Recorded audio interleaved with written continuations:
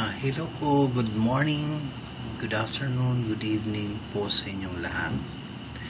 Ngayon po ay mayroon po akong i-discuss sa inyo regarding sa pamamanhid ng ating mga kamay.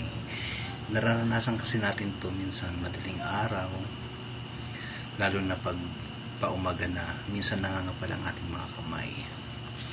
So, mayroon akong mga apat na pamamaraan upang mawala ang ating pamamanhid ng ating mga kamay, nangangapal or parang tinutusok-tusok.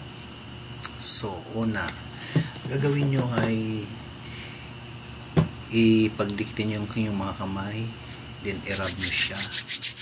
Rub nyo siya ng 15 counts. Yan, 1, 2, 3, 4 hanggang 15 counts, tsaka 2 repetition. Yan, hanggang sa maramdaman nyo siyang umiinit ng inyong mga kamay. Then pangalawa, gawin nyo, clap ang kamay nyo, pag ganito, close. Tapos, i-press nyo lang siya ganyan. 1, 2, 3, 4, 5, 6, 7, 8 hanggang 15 counts, 2 repetition, ganun din ang gagawin nyo. So, pangatlo, ang gagawin nyo ay i-close nyo yung kamay nyo, dahan-dahan lang yan, lalo na pag medyo nangangapal or parang tinutusok-tusok yung mga kamay nyo tsaka yung mga daliri nyo. Close nyo lang siya, 15 counts din siya.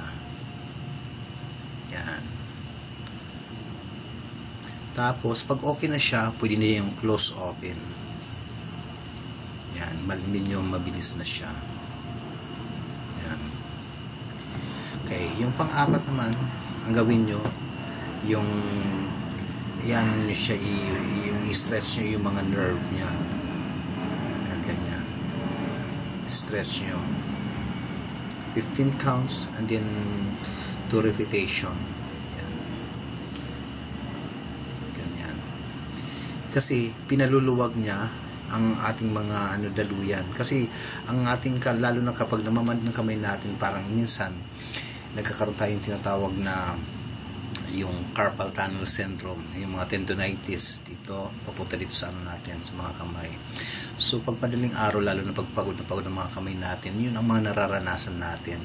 So ganun lang ang gagawin nyo. Pag gising nyo sa umaga, gawin nyo muna yung exercises na yan para maalis yung pamamanhid, pangangapal at tusok-tusok sa ating mga kamay. Yun lamang po, at magandang umaga, magandang hapon at magandang gabi sa inyong lahat. God bless po. Thank you.